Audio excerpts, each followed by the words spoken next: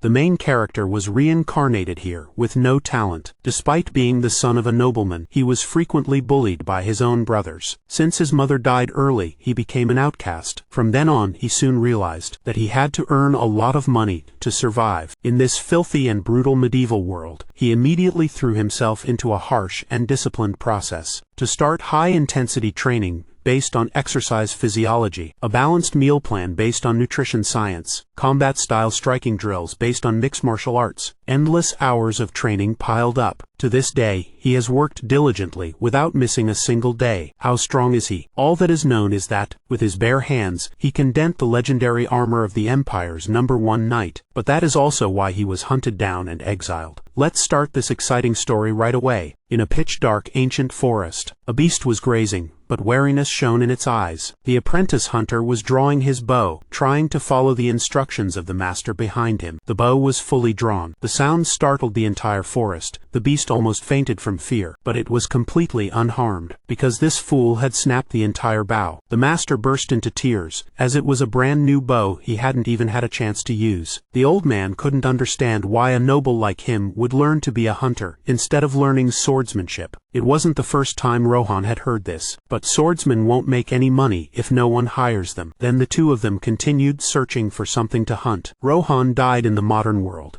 and was reincarnated into this world. Although this young man was a nobleman, he held the lowest status in his family, let alone inheritance. He considered himself lucky just to not be kicked out of the house empty-handed by his siblings after the power struggle. Suddenly, the old master told him to be quiet. Ahead, a pack of wolves was devouring something. Instantly, an arrow shot forward and embedded itself in a tree trunk. The pack of wolves fled in a panic. He narrowed his eyes. The world he was reincarnated into was a medieval one, pragmatic and ruthless. Even death won't let you rest in peace. The two of them looked at the corpse and wondered if it was a villager, but the body was mangled beyond recognition. The weak are food for the strong. That is a harsh reality. Rohan realized a truth. That is, if you're not strong, you must have money. Lots and lots of money. When he first arrived, he quickly realized he possessed no so-called talent or gift, so his goal had to change. Money. As long as he had money, he would have the freedom to do as he pleased. So he swore to scrape together every silver coin and save up a great deal of money, while his old master told him to look. A small magic herb grew from the tree trunk. It was a precious medicinal herb that helped stop bleeding and awaken the mind. Before they could finish admiring it, the herb was immediately plucked. Rohan put it in his bag with greedy eyes. Then, they noticed a bag at their feet. It was clearly not Rohan's. The old man seemed to realize something. Immediately after, the howls of a wolf pack rang out. They immediately rushed toward the source of the sound. Up there, a little girl was crying for help on a tree branch, with a pack of hungry, ferocious wolves below. The old hunter recognized the little girl as Dell, Robert's daughter. The pack of wolves detected the humans and furiously turned back. Seeing how numerous they were, the old man panicked and told them both to retreat quickly to find help. But Rohan just ran straight forward like a fool. The old man yelled a warning that these weren't ordinary wolves but man-eating monsters, but he couldn't stop him. Suddenly, the old man realized something. Could it be that he wanted to use himself as bait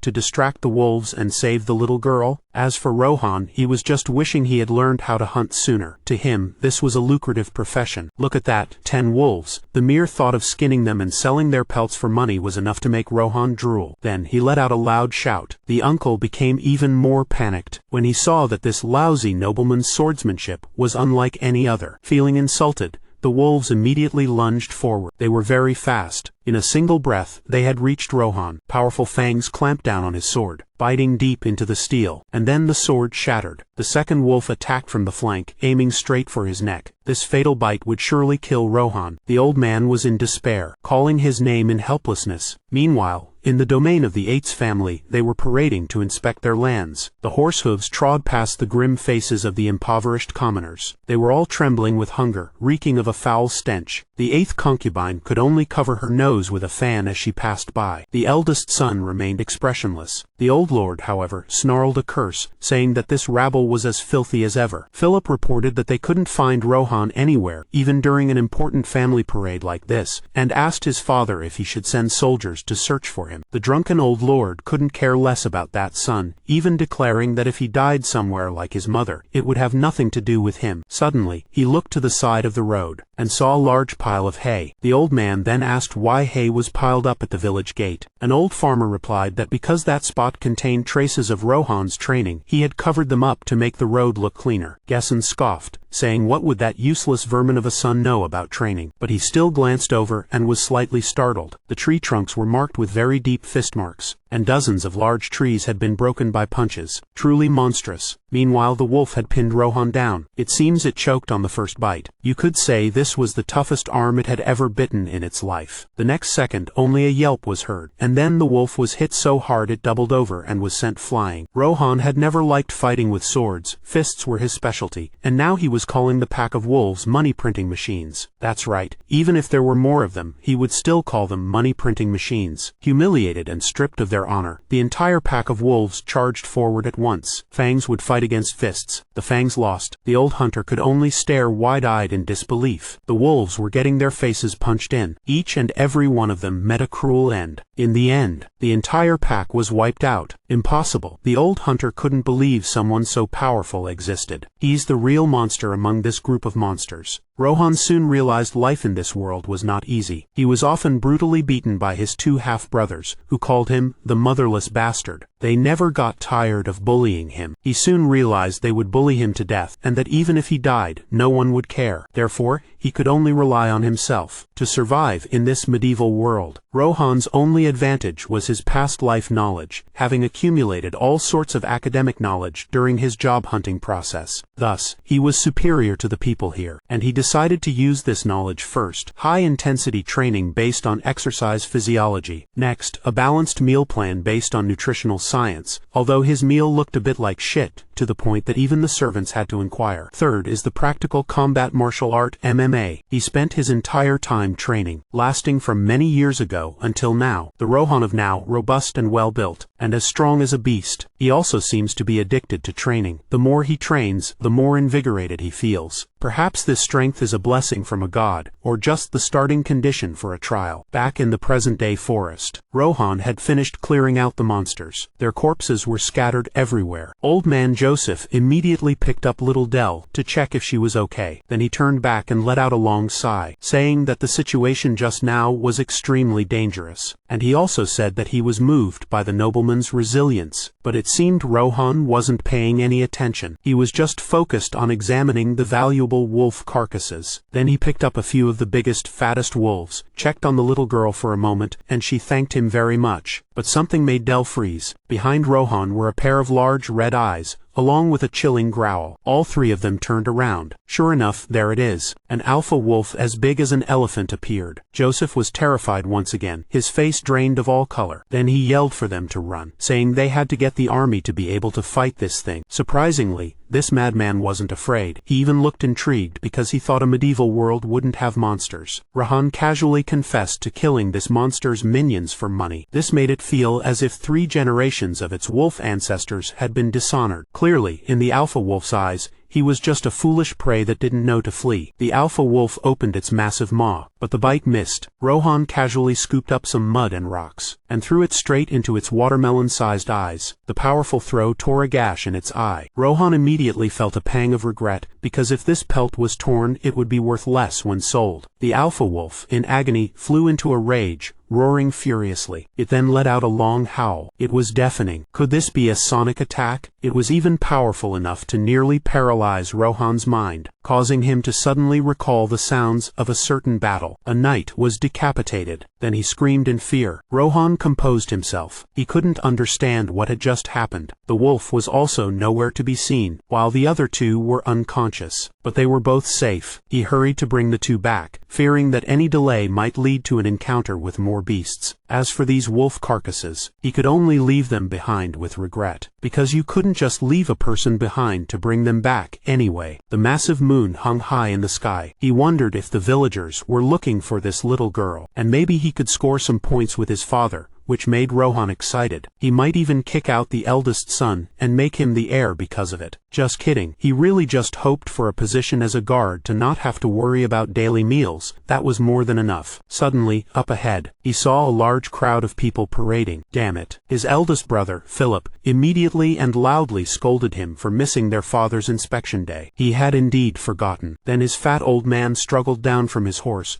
calling him a bastard before he was even off. Rohan knelt down and immediately began to explain, but he wanted him to be silent. Then he loudly demanded to know why he was being so disrespectful, threatening to split his head open with this battle axe. Rohan could only curse his bad luck under his breath. If only he could have brought back at least one wolf pelt, it would have been something. But he had not given up yet. He decided to turn the crisis into an opportunity. He immediately turned to the two unconscious people and proudly proclaimed that he had gone to rescue them for the safety of the residents in the territory. An old farmer immediately rushed forward, calling out his daughter Dell's name, and wept, saying he had searched everywhere but couldn't find the girl. Seizing the opportunity, Rohan immediately recounted his heroic feat of fighting dozens of man-eating wolves. He added that he believed it was what a son of a knightly family should do, a statement that deeply moved the townspeople. After that, Rohan quickly bowed his head, asking for forgiveness for this one time, so he could continue to protect the people of the territory. He also didn't forget to ask to organize a village self-defense team, volunteering himself as its leader, which angered his older brother. As expected, his job application skills were still very sharp. The old knight Gesson burst out laughing, called out to the future captain, and asked where his proof of defeating the wolf was. How truly bitter. But Rohan didn't stop there, continuing to insist that he was not lying, and added that he had even encountered a giant wolf. Upon hearing this, all the villagers were terrified. His father flew into a rage. Believing this scoundrel dared to deceive even his own father, he swore he would cut off that lying mouth. Without further ado, Rohan understood that he would have to fight him as proof. That was fine too. He said he would do his best to demonstrate his real strength. There really was no other way. Gesson grinned, seeming to be very pleased. Then he ordered Rohan to draw his sword, as this was a serious duel for adults. But he had never learned swordsmanship. Sweat broke out. His father was a real bastard, and so, in front of the villagers, the father and son faced off. However, his sword was already shattered. Old man Gesson sighed, cursing his son for being so useless, and told Philip to quickly lend him a sword. Philip was suddenly being kind, telling him to apologize to his father instead of fighting, as that would at least give him a chance of survival. Rohan bluntly said he had done nothing wrong, so why apologize? And now that things had come to this,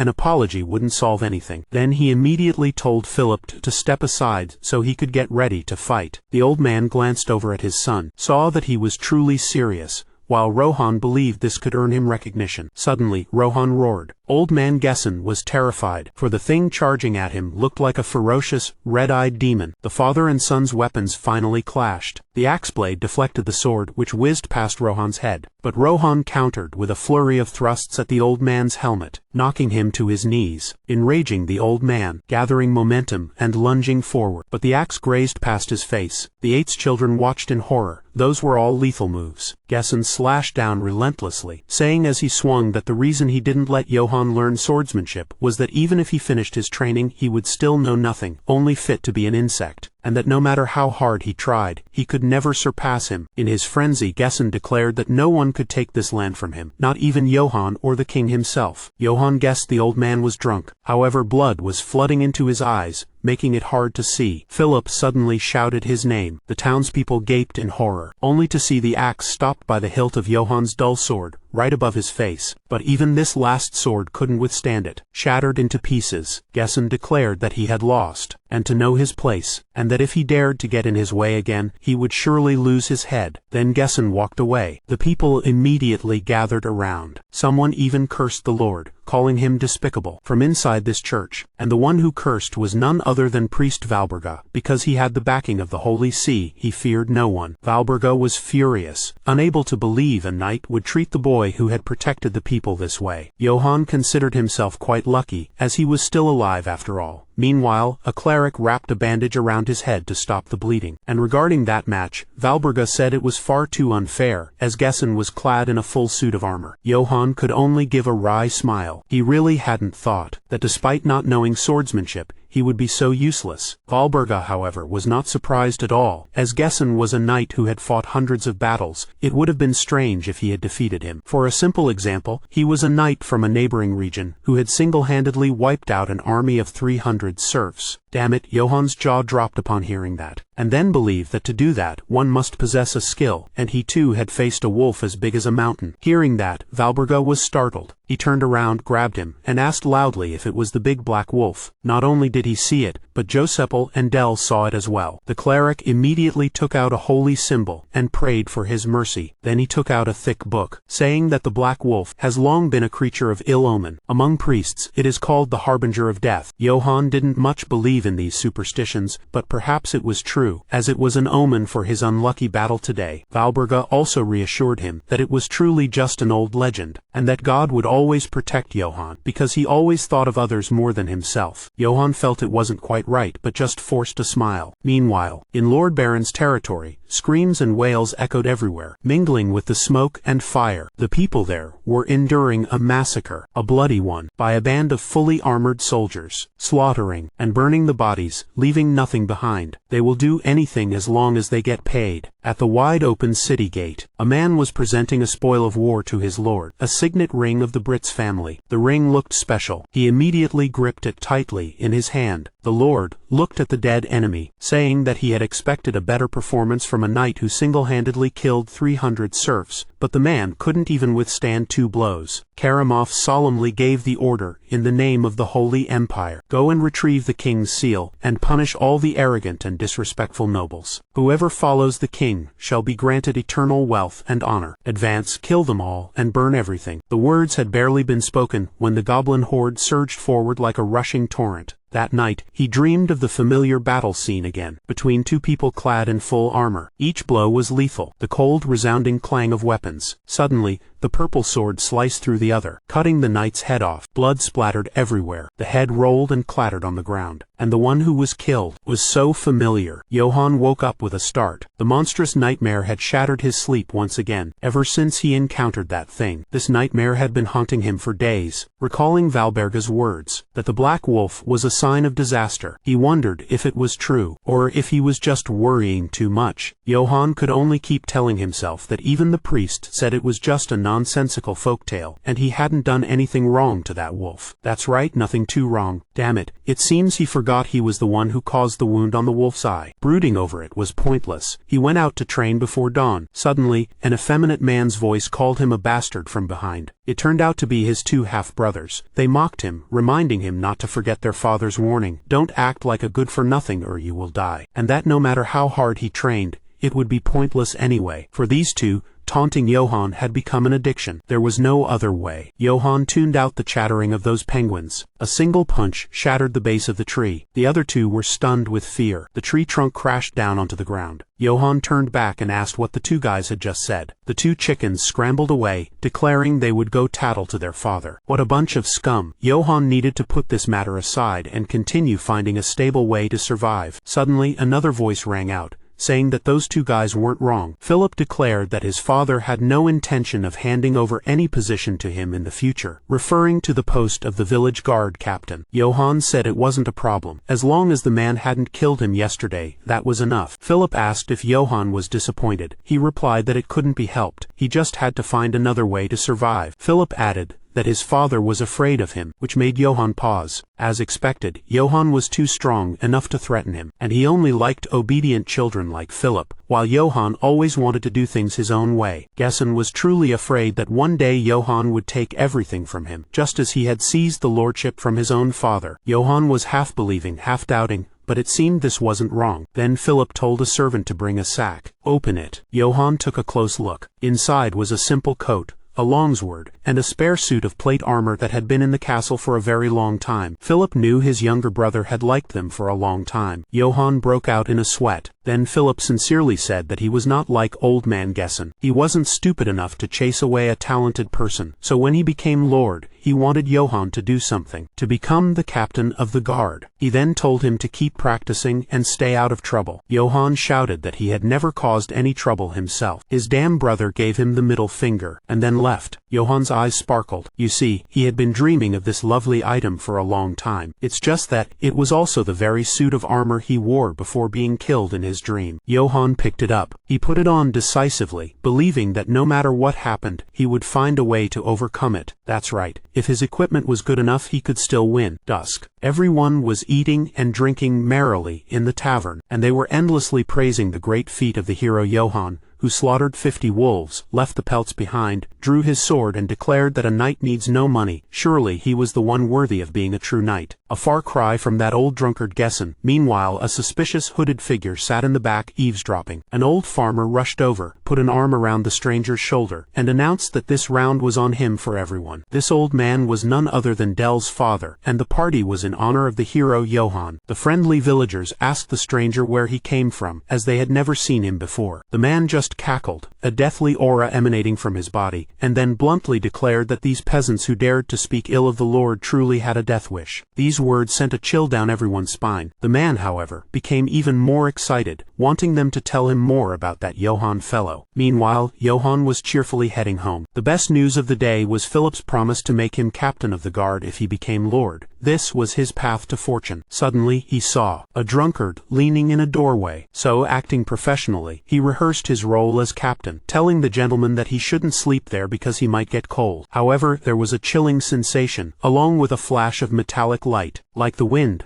the man circled behind him and pressed a knife to his neck. Johann doesn't understand what the hell this situation is. At first he thought it was an assassin from Gessen, but that old man wouldn't do that. He would rather come and beat him to death himself. Or was he sent by the concubine, madam? It was pointless, so he asked the guy what he wanted. "Do you need money? I'll give you all the money I have, just let me go." The other man just coldly replied that he had plenty of money. This made Johann genuinely terrified, proving that this problem would be difficult to solve. The man wanted to ask him a few things. If he didn't cooperate, this blade would start to cut a line from here. Damn it, Johann was afraid that if he gave the wrong answer, his life would be over. So he, with his eyes blazing, decided to answer truthfully, and the questioning began. But before that, the assassin looked down. He checked the boy's biceps, unable to believe that someone so strapping could be the son of that pig, Gessen. Then asked him if he was really the son of old man Gessen. God, he truly didn't know how to answer this question. He was going to die, but it seemed the other man wasn't actually asking, just musing aloud that he never expected a pig could give birth to a lion. Then he fell silent. Was he waiting for an answer? But the other man just snorted, then burst into a fit of laughter, declaring that he liked that answer. But from now on, Johann, son of Gessen, would be his. What kind of absurd situation is this? This old man in the hood is Kegel, the venom master of the Nessos Guild, the Empire's top assassin unit. After honing his skills through countless assassinations, he perfected a swordsmanship style of his own. His movements were likened to a venomous snake, earning him the nickname Viper. However, he had one concern. He couldn't find anyone to pass on his swordsmanship to. He tried looking within the Assassin's Guild, but, regrettably, they were all maggots unworthy of inheriting his techniques. A few had some potential, but they refused, thinking that being an assassin was a dirty profession. Then just accept death. They all chose death while constantly talking about honor. 30 sons of knights were killed by this old man. Growing impatient in his search for a successor, Kegel sought out the Empire's sorceress in frustration. Sinister laughter rang out. The beautiful witch, who hadn't brushed her teeth in 3 years, said that his beloved disciple was waiting for him at Eight's castle. Horrified and believing that learning this sword style would be very expensive, Johann asked in a loud, annoyed voice how much it would cost. The old man didn't need money. The impoverished Johann's eyes immediately lit up, believing he had hit the jackpot. "Master, what took you so long? I've been waiting for someone like you for so long." It was a long-awaited reunion. Kegel reiterated that this was the swordsmanship of an assassin. Learning it would tarnish his family's knightly honor, so Kegel asked if he still truly wanted to learn. Johann didn't care, stubbornly insisting on learning it no matter what. This kid made the old man sweat. It was the first time he had ever seen someone like this. Suddenly, Johann held out his hand, saying that if he did well in his studies, he should be given an allowance, since his master had said he had a lot of money anyway. Kegel looked at this rascal, finding his most prized direct disciple to be a bit despicable. At the gate of Eight's castle, old man Siegen rode away on his horse after the domain's inspection. He left the castle in the care of 2 people. One was his concubine, Lady Madam, and the other was his eldest son, Philip. But both of them wanted to be the sole master. Madam bluntly declared that the castle was hers, no matter how much Philip struggled, while Philip declared his indisputable right of inheritance. Siegen, who was all too familiar with this scene, looked disgusted and let the other 2 do as they pleased. Suddenly, Philip mentioned that Johann still hadn't come home and asked him what to do. The reply was a roar from the old man, making Philip cower in fear. Gessen declared that they shouldn't care about that weakling, even if he died somewhere. Philip understood, but in reality, he was truly worried about Johann. Meanwhile, near Eight's castle, Johann asked to borrow his master's sword, because he had broken his own earlier. Kegel handed the sword to him. What kind of person breaks a sword? The more he thought, the more he felt this true disciple was completely untrustworthy. Then he took his stance, and asked his disciple if he was ready. But Johan's stance was clearly from MMA, the only difference being his left hand was also holding a sword. Kegel sighed. It seemed he would have to kill yet another good-for-nothing. But Johan, as if reading his mind, asked if he could fight in his own style. Of course he could. His master allowed him to use anything to fight, even shit. And so he threw a punch with his sword-holding hand, landing a direct blow. That moment, Kegel realized. All his displeasure with this brat vanished, to the point that he had to exclaim, "How unreal! This sword has indeed shattered." Holding the broken hilt, Johan punched continuously at his master. The punches created a strong gust of wind. It was terrifying. Kegel knew that if just one punch landed, his skull could be crushed. Clearly, this brat was not human, but a mighty lion. However,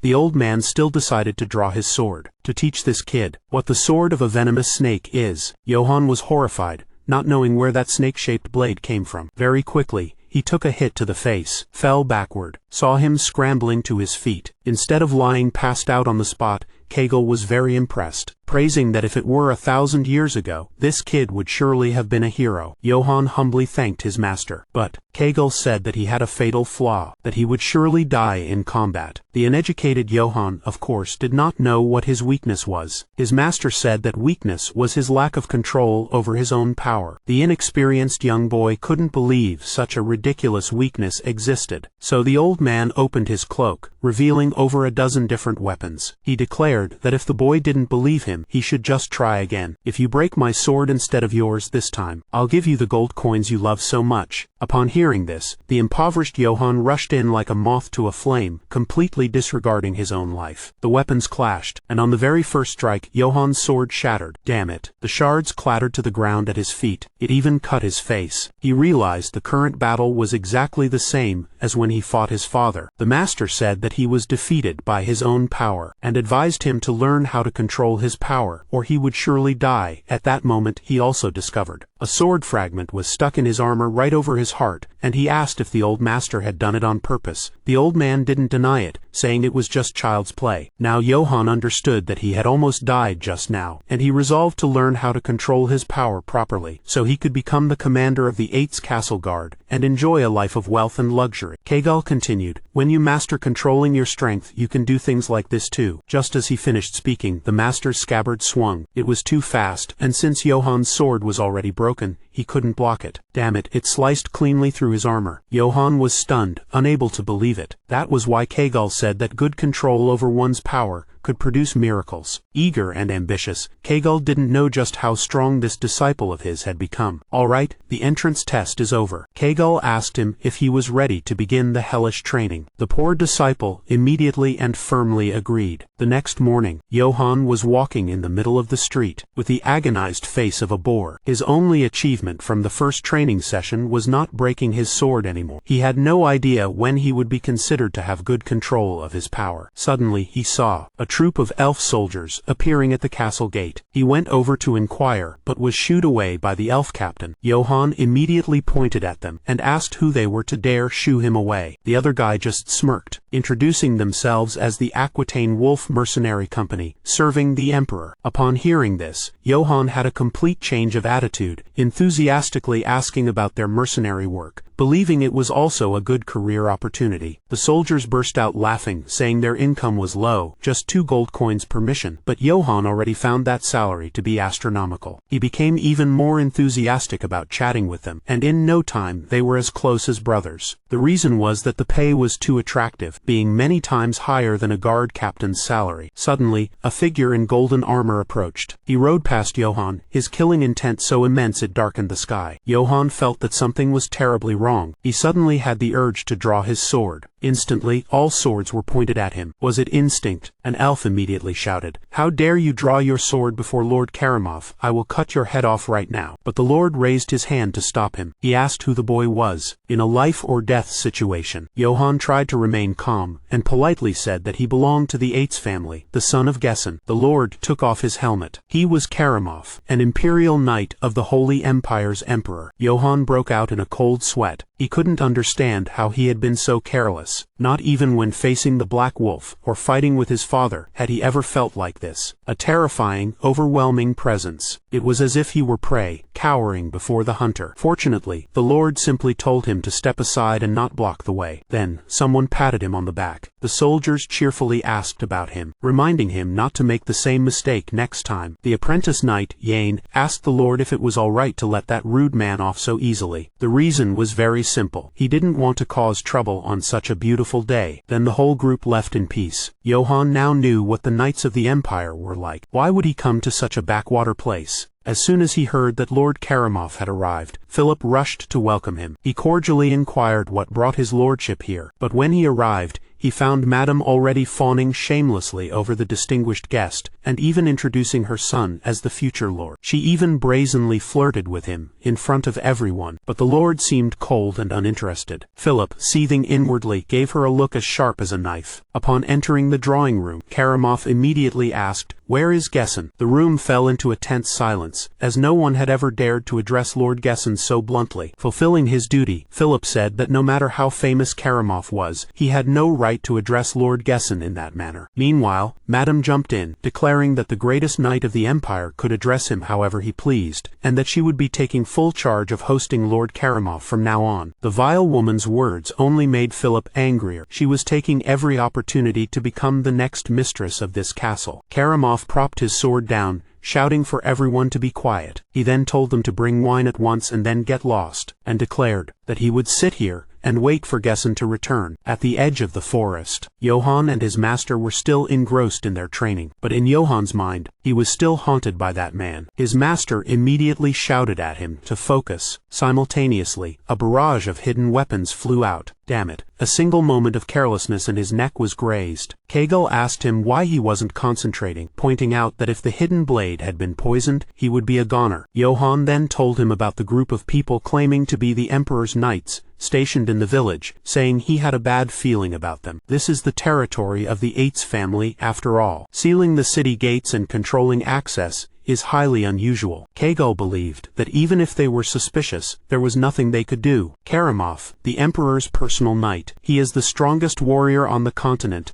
and the core military force of the Holy Empire. Even the armor he wears is legendary. Johann wondered how he compared to his master. The old man fell into a thoughtful silence, and quickly declared he would run away immediately if he had to face that guy. Johann was about to say that they had to fight to know who was stronger, but before he could finish speaking, he was hit on the head. An idiot who can't control his own power shouldn't be passing any judgment, and must focus on training immediately. Johann seriously wanted to start over. Very good. The master and student resumed their fight, but he was hit, and his master shouted, again. Then he got hit again. Again. Johann started to wonder why this kept happening. He couldn't even cut through his master's normal scabbard. He suddenly realized he shouldn't swing the sword with brute force, but focus his power on the tip of the blade. That's right. Channel the flow of power into the tip of the sword. Johann finally grasped the first step of power control. The old man also noticed that the dull sound from his sword had become sharper. The battle dragged on, and the number of times Johann was hit decreased. It's time. Johann applied what he had learned. Kegel immediately sensed danger. A snake-like slash rushed towards him. A clean cutting sound echoed. A beautiful slash. It had sliced through both the master's scabbard and his sword. Amazing, he did it. Johann jumped up and down in joy, while Kegel believed the kid was just lucky. So the stubborn old man declared that this time it wouldn't be as easy as before. As soon as the words were spoken, another snake lunged at him. It went on to sever the sword and knocked the old man to the ground. Johann had won again. Damn this kid. Kegel obviously hadn't taught him the serpent's tongue secret technique, yet he managed to imitate it after seeing it just once. It was even more powerful, more perfect than his own execution. The old man pondered. The old assassin's experience was telling him, at this very moment, Johann had become an opponent he could not defeat unless a miracle occurred. Kegel, the master of the Empire's strongest assassins guild, has now lost to his newly accepted disciple, and he's a ridiculous kid at that. So the old man had nothing left to teach him, and said he would leave the next morning. Johann felt a bit let down. After all, he had only just started learning. Kegel admitted that even though it had been less than a week, the boy was now stronger than him. As long as his swordsmanship lived on, Kegel was content. He allowed the boy to live as he pleased. Johann understood. That night in the forest, The master and disciple sat talking by the fire. Johann took the opportunity to ask him about the black wolf. His master immediately asked him when he had seen it. Johann recounted his story, and said he often dreamed of being beheaded. Kegel told him that bad omens do not come in any fixed form, and he would give him a piece of advice. First, find weapons suitable for yourself made from Danu steel. It was a legendary metal imbued with magic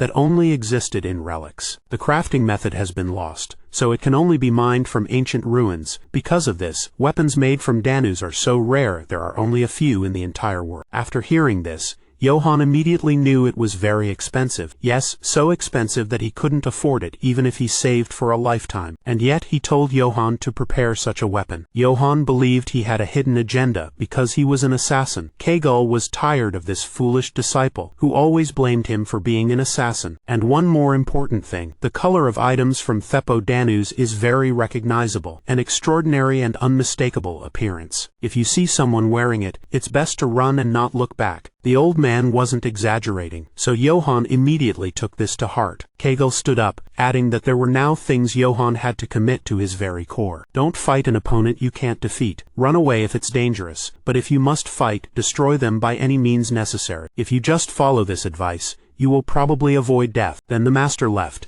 His last words simply a hope that the boy wouldn't die. He just hoped that the boy wouldn't die. Johann vowed to remember everything the old master had advised. Meanwhile, at Castle 8's, the wine here does not please this lord. Madame was a bit regretful, as it was quite expensive. She enticed Karamov into Gessen's bedroom, where there would be better wine. Karamov was silent, while Madame promised not to disappoint him. In response, the elf lord sent her away. But the flirt was in a hurry, saying they didn't have much time before Gessen returned. This made the knight's eyes light up. He stood up, agreeing with the flirt, saying he was tired of sitting in one place. A piercing scream rang out. Madame died instantly. It turned out his favorite form of entertainment was murder. Outside the door, a terrified Philip covered his mouth with his hand. Johann returned to the village, but the sight made him freeze. There was fire everywhere. Dawn had not yet broken, but Gessen and his men could already see black smoke rising from the direction of his castle. A servant said the fire was too large, and urged his master to retreat quickly. Overcome by rage, Gessen spurred his horse on, riding like the wind. He then stopped before the gates of his own castle. The red-cloaked guards opened the gates, taunting him as the slow pig lord, and that Lord Karamov's patience had run out. Inside, his entire family had been slaughtered, from the old to the young. Then he emerged smugly, declaring that Gessen was too late. Gessen froze for a moment, then roared and pointed his axe at the madman. Karamov perfunctorily accused Gessen, then raised his sword as well. Gessen was old enough to understand that this was nothing but a purge. Without hesitation, he charged at Karamov in a rage. The man immediately gave the order to blow the war horn, seize the sigil of House 8's,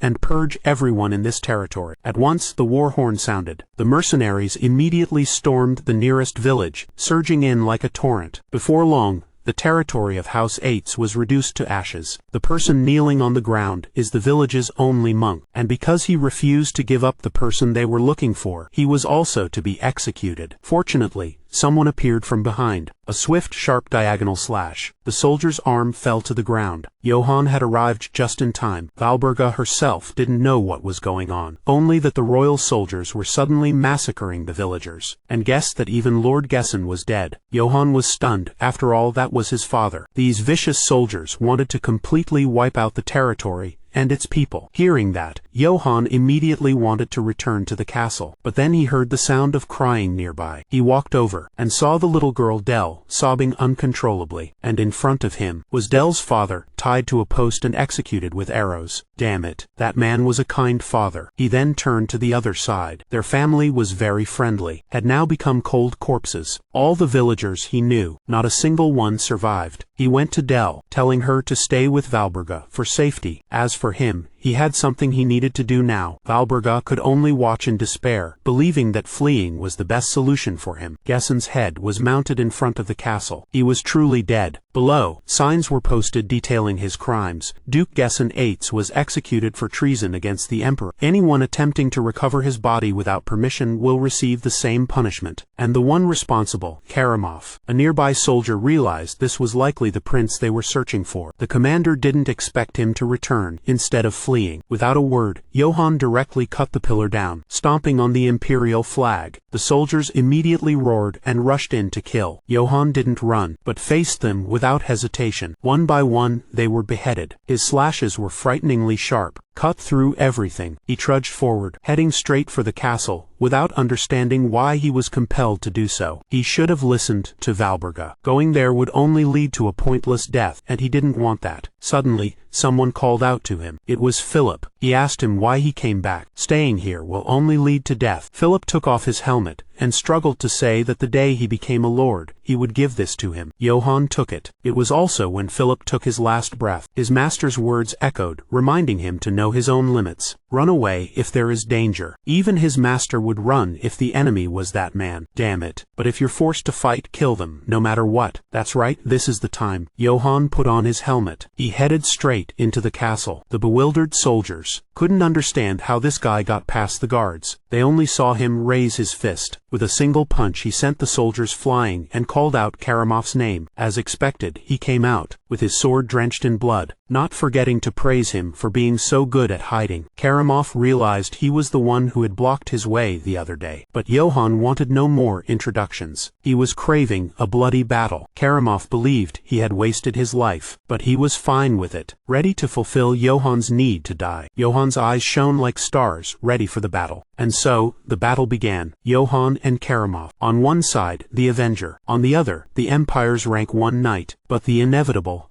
happened. His sword actually cut right through Johann's sword. He could only slide back to dodge, then quickly drew another sword, and continued to fight. Interesting. But the second sword was also cut in half. Just like that, he didn't know how many swords he had destroyed. Karamov slashed, directly cutting the pillar in two. As expected, the slash was too sharp. Nothing could withstand it. He had to admit that fighting this kid was more entertaining than many of the brutes from the neighboring village. Suddenly, a soldier was thrown over, but was also cut into 2 pieces by him. Too excited, he just wanted Johann to keep entertaining him. Suddenly, Johann launched a strike. Karamov's gauntlet was pierced by a large slash. It was an ordinary sword strike. Surprised, fresh blood was gushing from the torn armor. Karamov suddenly froze. This armor was made from the legendary Danu's steel, and it still shattered. His whole body trembled, while Johann picked up another sword. Fear flashed in Karamov's eyes. He had truly never encountered a human who could break through this armor. Johann simply continued to charge forward. His supersonic sword strikes relentlessly pressed the attack. However,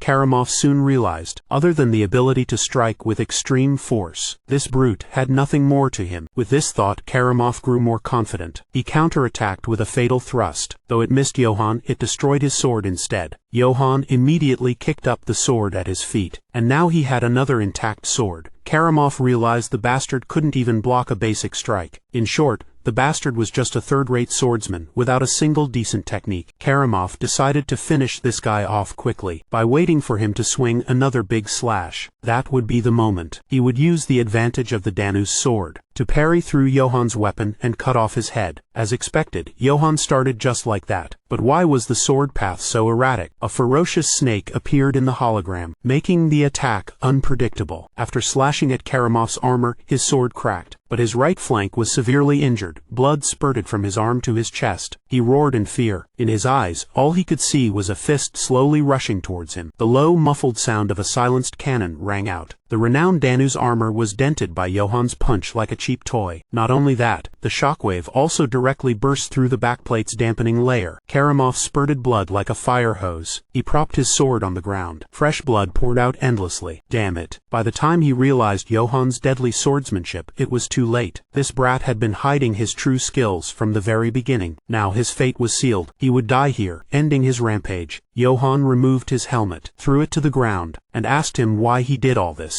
Karamov said it was for the sake of His Majesty, the Emperor. The Holy Empire is more unstable now than ever. To set the Empire right, His Majesty drew his sword. The sword is known as Karamov. He kept choking on his own blood. but laughed maniacally, saying that he was deeply moved to have finally found an opponent as strong as Johann. Then he looked him in the face, inviting him to the royal capital to meet his majesty. You would live in lifelong affluence, with more gold and silver than you could ever spend, along with rich and fertile lands, and his majesty himself will knight you. Become the emperor's sword with me. Did these words move Johann? He always thought of himself as someone obsessed with money. Strangely, he felt nothing at all now. Johann refused outright. Karamov couldn't believe it. Meanwhile, Johann started calling him a bastard, the one who massacred his family and innocent people. Karamov thought it was just a trivial matter. He shouldn't refuse the offer because of such a trivial matter. Those serfs. HMPH, so what if some serfs die? Was your mother a lowly serf or something? They're just weak bugs. In this world the weak spill their blood and the strong drink that blood. He's not wrong. Johann apologizes to his master, but this time he can't hold back anymore. Officially, using his fists to execute this bastard, just like that, until the knight's entire body was covered in blood. His hands were also scraped. He wasn't quite dead yet, but he certainly wouldn't survive. Johann left. Karamov still insisted on calling him a fool for passing up the opportunity, and even breaking the king's sword. He would be hunted to the ends of the earth. Johann didn't blink. He had already said what needed to be said. That's just how this world is. In the past, all he thought about was money. But now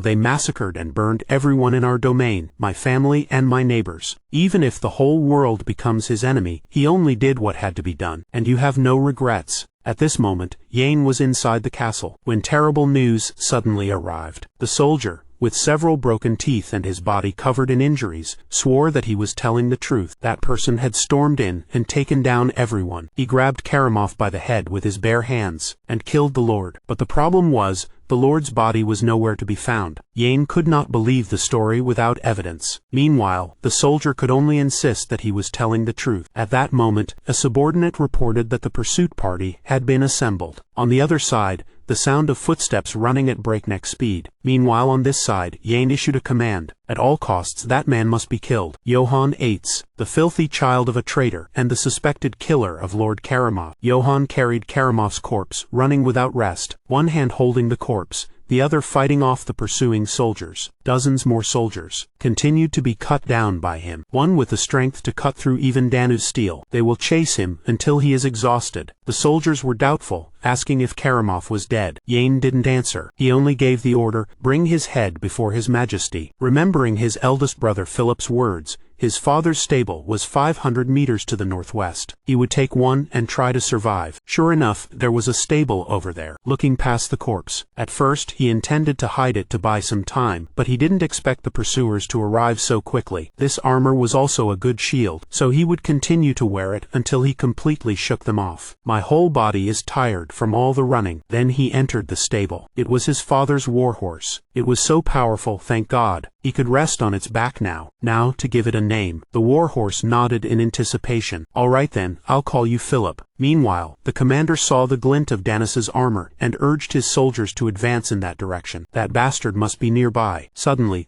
the sound of horse hooves came from the bushes. A mighty warhorse leaped over their heads. On its back was Johann. There was no mistake, it was Johann. But the horse was too fast. The soldiers could only fire their crossbows all at once. As expected, the corpse took many more arrows, becoming a human shield. Under the light of the full moon, Johann rode through the dawn without stopping, quickly leaving the pursuers behind, back into the depths of a forest. Then he buried the corpse. Damn, Johann still felt a bit creeped out. He turned back. The armor of that guy had been taken off. As expected, it was an expensive piece, and especially this thing, light but heavy in a solid way. He tried to draw it. On the sword's blade were ancient imperial characters. Its meaning is, I am the one who recovers the seals. Seals reclaimer, huh? So it means he collects noble family seals? Even the name sounds ominous. Feels like a natural enemy of him, doesn't it? He decided to keep the sword, but buried the armor with its owner. It was too conspicuous, but he would definitely come back for it later. After finishing the burial, he was still trembling slightly. Once word of his death spreads,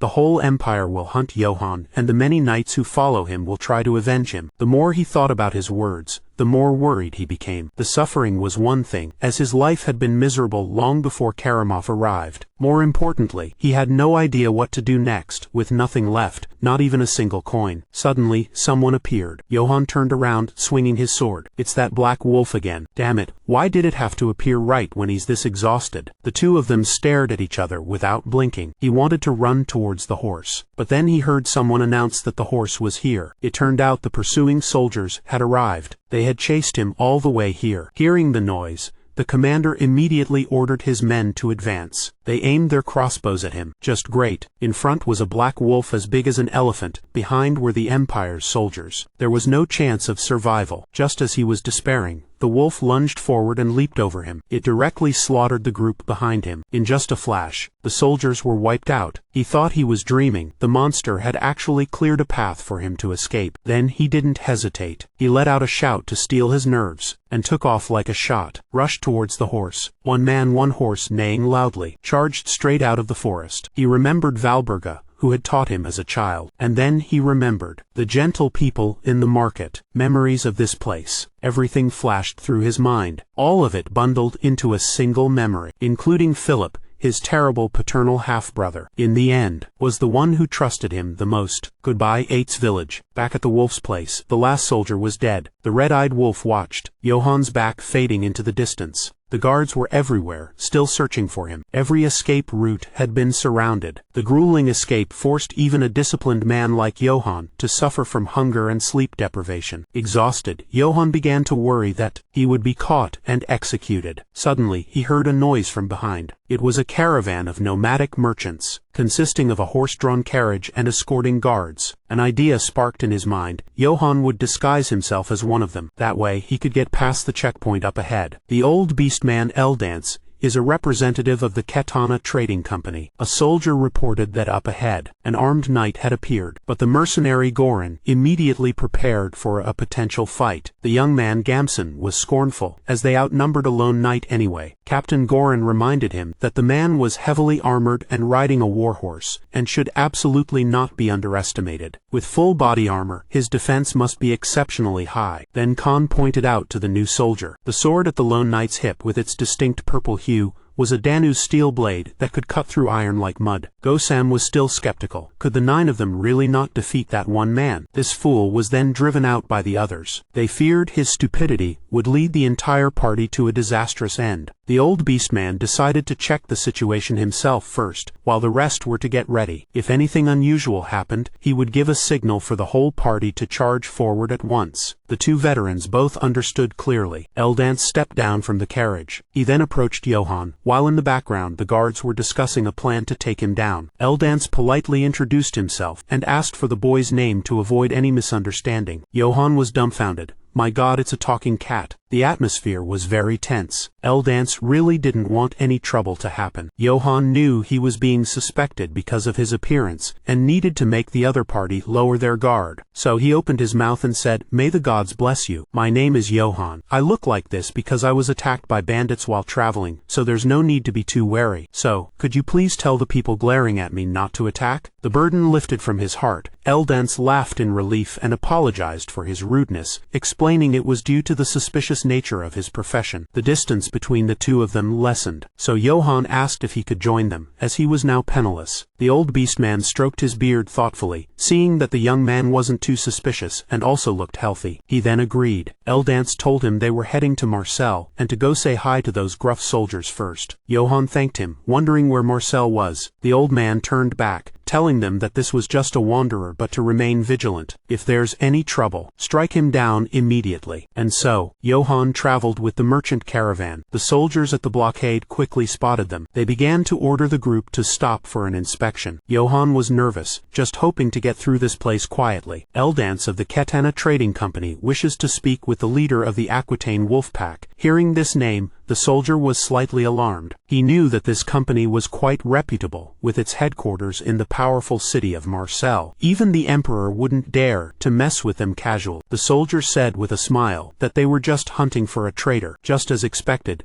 this checkpoint was indeed set up to capture Johann. Right after that, The man ordered him to take off his helmet. Johann then pretended to cough, and said that he had a skin condition on his face. Did your mother clench too hard when she was giving birth? Let's see that smashed-in face already, take it off, if not. Are you hiding something? Damn it. The soldier was very serious. Looks like a fight is unavoidable. Suddenly, a loud noise rang out. Eldest cursed loudly, saying that this bunch was causing trouble for his company, and angrily demanded to see their commander, threatening that if this soldier got in his way, he would complain to their captain. A complaint from the official branch in Marseille. The captain at the checkpoint had no choice but to let them pass. Those guys looked a bit disappointed after hearing the order, not forgetting to remark that this pockmarked guy was very lucky. Johann sighed in relief. Blood was almost shed again. That night, everyone rechecked their equipment. The night watch duty was also divided. Eldance sat reading a book. Goran told Johann to go to sleep since he had no duty. He thanked him sincerely. Don't mention it. He immediately spread out a soft blanket. Finally, he got to sleep after all the exhaustion. That night, while he was fast asleep, there was a stir in the nearby bushes. One of Karamov's soldiers poked his head out. He gave an order. Everyone, prepare to surround Johann. That time, at the military base, during battalion-level tactical training, Defense in Depth defended against a large company-sized enemy force with minimal troops. Kim Johann, and through remarkable tactical sense, became a model for other soldiers. Therefore, this commendation and a 4-night, 5-day award are hereby granted. Battalion Commander, Lieutenant Colonel Kim Lee Park. That was Johann from his previous life. An extremely hard-working, optimistic, and ambitious young man, he thought this military life was a perfect fit for him. But outdated authoritarian culture, sweltering and freezing work conditions, murderous guard duty shifts. Worst of all, the pay was less than a rat's tail, which made him try to desert, but he failed. The nightmare woke him up in the middle of the night. My whole body still feels a bit sore. Johann looked up at the sky. The bright moon was being obscured by dark clouds. An arrow suddenly shot down, but he was fast enough to catch it. Damn it. Half a second slower, and it would have hit my eye. It must be those soldiers who followed me. Johann hurriedly stood up,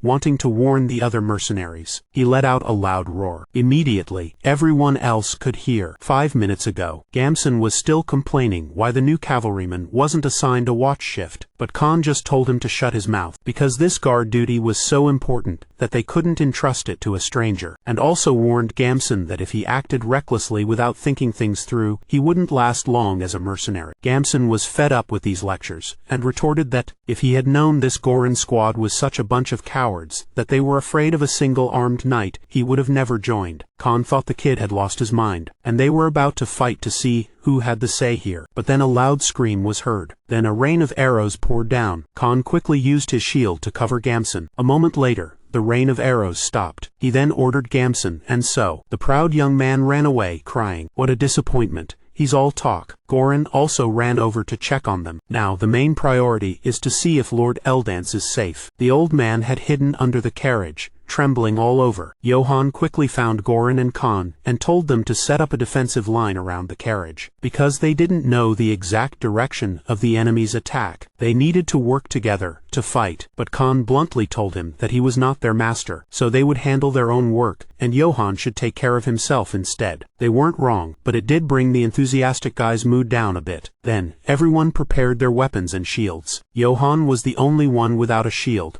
so he decided to ask for one. Eldance shouted from under the carriage that there weren't even enough shields for themselves, so what was there to give him? It turned out they didn't trust him at all. And then, those soldiers swarmed forward, their battle cries echoing with immense spirit. But on closer inspection, they didn't seem to be the court's Aquitaine mercenaries. Khan ordered them to prepare for battle. Then they all charged forward. Strangely, they left him all alone with this carriage. The mercenaries were by no means weak, fighting while cursing the bastards who dared to ambush them. But the other side had superior numbers, and managed to overwhelm them with sheer force. Goran ordered his men not to fall back. If the front line broke, they would all be wiped out. An enemy seized the opportunity and punched him in the mouth. On Khan's side, he saw his captain was about to be stabbed to death by an enemy. Johann could not stand by and watch any longer. He unleashed a great slash with his Danu's sword. The other soldiers were stunned, seeing a deep purple gleam following the sword's path. Goran was horrified, seeing the man get sliced in two by Johann. That weapon of his. What in the world is it? The attackers stood frozen, not daring to advance, staring at the sword that was glowing with strange symbols. The runes engraved on the sword are absorbing blood. The leader immediately screamed that it was a demonic blade. They would never be able to defeat someone wielding this type of sword. Johann seized the opportunity and shouted loudly, "Everyone, listen! Everyone, listen! I am Johann Yates of the Yates family." Khan and Goran understood now. So this guy was a noble. Yates was just a family name he had made up, and he hoped it wouldn't be a problem. Of course, the bandits had no idea what family that was, but attacking a noble was a death sentence. Johann pointed his sword forward, asking if they would surrender. Otherwise, there's only one outcome. The guard then urged them to consider carefully. What truly bad luck. And so, the bandit leader put down his sword. All of them followed suit. None of them wanted to die. Johann sheathed his sword. He then ordered Goran to blindfold them, and Goran immediately obeyed. Anyone who resists will be cut down on the spot. Eldest crawled out from under the carriage, as some people asked him what they should do next. They regretted having treated a nobleman so poorly. Eldance then came up with a plan to flatter Johann a little to appease him, and to express regret for not lending him the shield earlier. In return, they were willing to compensate him with a reward. Johann didn't make things difficult for the old man, saying only that it was enough that everyone was safe. He didn't even mention gifts or a reward. This was truly beyond the old merchant's expectations. Johann just said that having him lend the shield next time would be enough. Ashamed, Eldance immediately promised to personally hand the shield to him. Now, Johann went over to interrogate the bandits. Eldance also turned back to remind the guards to speak to him a little more formally. The leader of the bandits was brought forward. He knelt before Johann. Johann then asked why they had attacked. It turned out these men were soldiers from the Brits family, the survivors. The Brits family was falsely accused of treason and slaughtered, just like Johann's family. Their entire domain, from houses to people, was almost completely wiped out, and the culprit was none other than the mercenary group, the Wolf Pack of Aquitaine. They had resisted desperately, but when the noble executioner joined the fight, they were finally defeated and forced to retreat. This name was very famous. Everyone had heard of it. It was the Emperor's hunting dog, Karamov. After he finished confessing, he kowtowed repeatedly, apologizing for not knowing there was a nobleman in the group. They now had no means of survival. The royal court was hunting them, and the people called them cowardly deserters. That's why the whole group resorted to this path of banditry. To be sure, Johann asked again if there were any other reasons. Of course, it was for the money. The guild always has plenty of it. The moment these words were spoken, Eldance started cursing loudly. He even wanted to rush forward and beat that guy to death. He recalled that Karamov had also said everything he did was for the Emperor. He understood. There was never any treason against the Emperor in the first place. The Emperor just needed an excuse to purge the nobility, an excuse to make Karamov the scapegoat. And this bastard, of course, took pleasure in the act of killing. These guys are also just victims of the times. For the moment, he didn't know what to do with them. Beside him, Khan grew impatient and asked Lord Johann to just tell them what to do. Johann said they had all the necessary information, so there was no need for further interrogation. Meanwhile, Gosam charged out with his mace, intending to beat the bandits to death. Fortunately, someone stopped him. What a worthless piece of trash. Gosam asked Khan why he stopped him. Khan glared, and asked what right a deserter like Gosam had to call for the punishment of those who had surrendered. Gosam couldn't deny it. While the prisoners cried and begged for their lives, Khan thought they should execute them, and asked for Johann's opinion, but he decided to disarm them and let them go. Hearing that, the others cried tears of joy, but Johann still carefully instructed them that there was no excuse for their robbery. It was clearly wrong, and that they should earn a living with their own hands, something even he had to learn. Hearing this, Eldance found it strange, a nobleman learning a trade. Seeing this scene, Khan and Goran could only give a wry smile. Those bandits robbed simply out of their own greed. Johann remained resolute, declaring he would spare their lives and that they must make an honest living for themselves. They left, leaving the bandits kneeling on the ground. Johann just wanted to get out of this place quickly. He was exhausted. Meanwhile, far away in the forest, the black wolf was still looking in Johann's direction. What was it thinking? Before reaching Marcel, Johann's group stopped to rest in the village of Lutzbeck. Look at him. He was so malnourished he was about to turn into a piece of dried fish. Dusk fell. The village chief of Lutzbeck was informed of Sir Eldance's arrival. He went outside. Eldance excitedly called out the name at once. Both were friends and had a good relationship. Eldance recounted their journey. They had encountered bandits, a situation made worse by the Emperor's recent purge. The village chief joked joked that if anyone overheard, it would be off with their heads. By the way, he also boasted about a chivalrous nobleman who had recently joined their party. The man had shown great courage and excellent combat skills, which suddenly reminded the village chief of someone else. A man impersonating a noble had come to this village, so he had beaten him nearly to death and chased him away. Eldance just smiled, thinking his friend was still as hot-tempered as ever. But the nobleman in Eldance's party was completely different, an upright and poised man who stood up to protect everyone. In particular, he didn't even accept any payment or gifts, a statement that astonished the old village chief. Knowing Eldance was not one to boast, the village elder tried to figure out how to keep the young man, as there were too many bandits lately. In this era, a true knight is strong enough to slaughter an entire company of mercenaries, so they are a great help for security. So the village chief gleefully asked Eldance to lend him the young man for a week. No, a few weeks, due to the rampant bandit situation. Indeed, with age comes cunning. Eldance smiled on the outside, but knew full well this man was trying to poach his companion. The village chief, on the other hand, cursed under his breath, calling Eldance a pathetic bastard for daring to ignore him. Meanwhile, Johann felt like he was starving to death. Goran approached and struck up a conversation. He handed him a bag. Inside was a small amount of money they had confiscated from the bandits. In fact, they had sold off all the assets and weapons of that group, earning a considerable sum of money. Johann asked him if he had received his share yet, but Goran said it belonged solely to Johann, so they wouldn't take a single coin. Suddenly, Johann gave the whole bag of money back to them, telling them to go and divide it among everyone. Goran was astonished because it was a huge amount. Johann said it was fine, that he had already taken his share, just a few coins, but tears welled up in his eyes. It was a painful but deliberate trade-off. If he didn't go with this company group, he was afraid he would run into the pursuing soldiers. Not only did he share the money, but Johann also patted Goran on the shoulder, saying that the credit belonged to everyone, and they were all comrades. These eloquent words left Goran stunned, while Johann walked away. The young Goran believed he had been fortunate to meet a truly noble knight. Everyone gathered at the village hall. Then Goran announced, "Sir Johann, to commend everyone, has decided to divide the spoils." The entire group was surprised. They had never encountered a situation like this before, but they immediately erupted in joy. They chanted Johann's name all night long. In a rented room, Johann slept soundly, hugging his sword. Suddenly, there was the sound of footsteps outside the door. The door creaked open. The candle was blown out. A stranger stepped forward, right in front of Johann in the night, holding a gleaming blade in his hand. He wanted to stab him to death. The night before, Goran told everyone to come forward and take their share. Everyone burst into cheers. Meanwhile, Johann left. Believing that he had regained the trust of the entire group with just a small amount of money, Johann had won big. Suddenly, someone approached him. The man said he knew full well that he was the one who traveled with Eldance. It turned out he was there to show him to a room that had been paid for by the Ketana company. That old merchant was really thoughtful, so he followed the innkeeper. Meanwhile, there was a guard who received no coins. It was Gamson, the one who had fled when the group was in danger. He cursed angrily. Then he saw Johann through the window. He had an idea. Look at his sword. Gamson couldn't restrain himself. That night, Johann was soaking in a hot bath. This feels amazing. With a roast chicken on the bed, these simple things made him happy. On second thought, although he was born into a noble family, he still had to sleep on a shabby old bed, yet these days all he longed for was to return to that old bed. I never thought things would turn out this way. The mad emperor sent a madman, turning thousands into dead men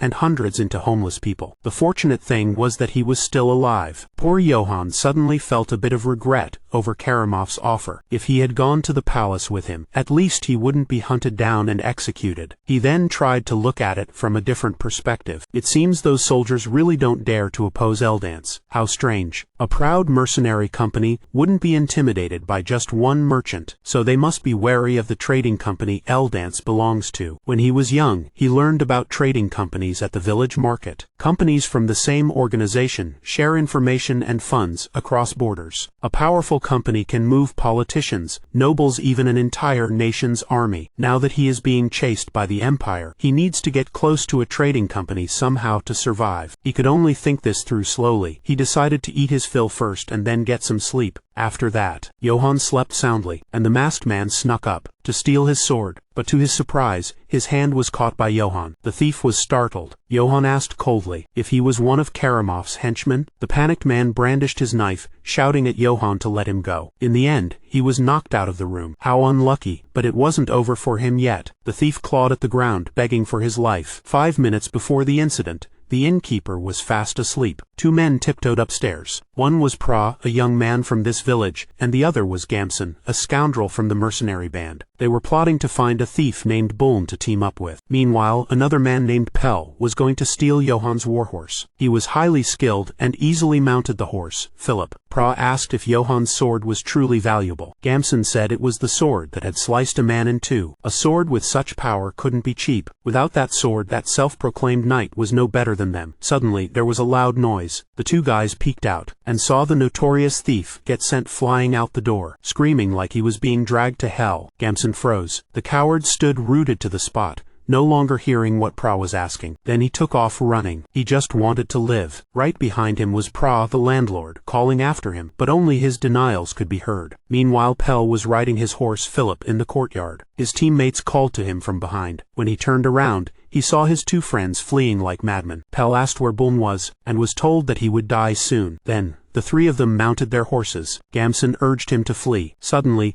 the window to Johann's room exploded. The 3 of them looked up in terror, and saw a demon descending from above. It was Johann, the dirt-poor nobleman who had just been robbed. He must have been furious. The southern outskirts of the Holy Kingdom, a few soldiers were nailing some boards to posts, and then checked their sturdiness after nailing them in. On the board was a notice for the execution of an entire family for stealing a noble's property. The 2 soldiers didn't even know what these people had stolen to warrant such an execution. The other one said that they had stolen chickens and eggs. Executed for just that? That's horrible. At a restaurant in the neighborhood, Eldance was eating his dinner and drinking tea. Is how a cat drinks water. A person came to report that they had a problem. It was the mercenary Gamson who had tried to steal Johann's belongings. Eldance couldn't believe it. It seemed the effort to get Johann to come along to Marcel had gone up in smoke, but there was still a way. Eldance ordered Gamson's arrest and had to act as if they were not involved at all. The young man was impressed with the old man, for he was decisive and never lost his composure. More than anyone, Eldance had learned the importance of staying calm in a crisis like this. The scariest part was that stealing from a nobleman was punishable by execution, so Eldance had to be extremely cautious. Extremely cautious. In the village chief's room, they were ending today's meeting. Suddenly, a young man burst in, reporting that the village troublemakers had tried to steal from a noble. The old man immediately slammed the table in frustration. Then he shouted that he didn't know what to do anymore. In his haste, the old man ordered all the village's tributes to be prepared, along with a slave to be offered to this noble, and also to prepare to execute those damn troublemakers. Upon hearing this, everyone was horrified. They were the children of some of the people present. The old village chief roared, raising a chair high. He smashed it to pieces in front of everyone. Then, he reminded everyone of the royal edict issued by the emperor. Their entire village could be slaughtered, so they needed to strike first to survive. Those who covet a noble's property would have their tongues cut out, along with their immediate families, or be hanged. In some places, entire families have already been wiped out because of this insane decree, just for demanding a chicken and 3 eggs as payment. That's what these nobles are like. What do you think that noble your brats provoked is going to do now? Since they've offended a noble's pride, he'll try to punish us somehow. He might cut off the hands of everyone in the village, all while spouting nonsense about knightly honor. The man wanted to ask Count Zarfin to step in and help them, but the village chief insisted that he wouldn't care about the lives of commoners. The only way was to do it this grumpy old man's way. Although he was also heartbroken, forced to make a sacrifice for the village to survive. Some people had gathered at the largest tree in the village. The criminals knelt on the ground, sobbing. Standing before them was the impoverished nobleman, Johann. He was also sweating as he realized this matter seemed too big. He had thought they were assassins sent by the emperor, but they were just some village idiots trying to steal an expensive-looking sword. He should have hidden it, after all. I might as well scare these kids a bit and then let them go. What bad luck. The The village chief timidly approached, greeted Johann politely, and asked how he was, but he said angrily that it was not fine at all. Does the village of Lutzbeck welcome its sleeping guests by pointing knives at them and robbing them? The village chief immediately prostrated himself and kowtowed in apology, to the point that his forehead was bleeding, and he admitted it was all because his supervision had not been strict enough. Seeing this, Johann thought he had scared them enough, so he told them to learn their lesson and disperse. Instantly, a knife swung up. The village elder wanted to execute the criminal immediately for Johann's honor. Damn it, this madman has gone too far. Johann could only speak up to stop him. Unexpectedly, the old man was still adamant about dealing with this Burlm guy. Sorry, Burlm. Then the blade came swinging down. The horrified mother covered her face, only able to apologize to her son. Immediately, a terrifyingly loud boom rang out. Johann was furious because the man refused to listen. Before the blade could draw blood, fortunately, the old man was on the verge of collapsing. Everyone was trembling. The whole village fell silent. Johann stood up and asked loudly if they had all gone mad, killing people over this? Simply put, if you want to make it up to me, give me the money. What the? The crowd immediately turned their attention to him. He was worried that he had revealed his greedy nature, so he had to rephrase it. He said that honor is nothing compared to a life, and ordered them to release the prisoners immediately and disperse. The knife dropped. The village chief fell to his knees, exclaiming in awe as if touched by a divine light, "Sir Johann, you are able to make such an honorable decision." Then, the troublemakers' families came to take their children back. The old man couldn't believe such a noble person existed, feeling regret for doubting Eldance's words, and he even wanted to skin his old friend alive. And so, the entire village knelt down to thank Johann for his benevolence. Everyone, including Eldance, was moved to gratitude, except for Gamson, who seemed oblivious, because no one came to untie him. As Khan approached, he heard Gamson's voice urging someone to quickly untie him. He was still fuming inside, regretting that he had joined this cursed mercenary group, but to his surprise, Khan's blade was at his throat. Khan told him to relax. Gamson was utterly terrified, not knowing what he intended to do. Of course, to deal with this tumor once and for all. Johann doesn't understand. Damn it. Gamson was executed on the spot. Johann angrily asked what they were doing. Khan simply said that he was following the decree of the reigning emperor. Those who coveted a nobleman's property were punished. Johann had made it clear that he didn't want to see their blood. Goran was tense. Eldance was even more tense. Lord Johann, even mercenaries have honor and a code that we must abide by. Gamson's cowardly act trampled upon the honor and lives of our mercenary company. I was simply defending our honor and our code. Then, Khan presented the hilt of his sword to Johann, saying that if this went against Johann's dignity, then he asked Johann to punish him. Johann was stunned. Right, mercenaries have their own kind of honor. Khan is risking his life to defend that honor. Then he touched the hilt of his sword. The crowd held their breath, but Johann unexpectedly apologized for not considering the other's position. Goran and Eldance were astonished. Yes, that is the bearing of a true nobleman. Then Khan was ordered to put his knife away, and thanked Johann for his understanding. Goran immediately rushed out, asking if he was crazy for arguing with a noble. Khan also admitted that if he did something like that again, he would ask the captain to kick him far away himself. Eldance got goosebumps, affirming that this young noble was completely different, upright yet brave, and not the least bit overbearing in his authority. How can someone like that still exist?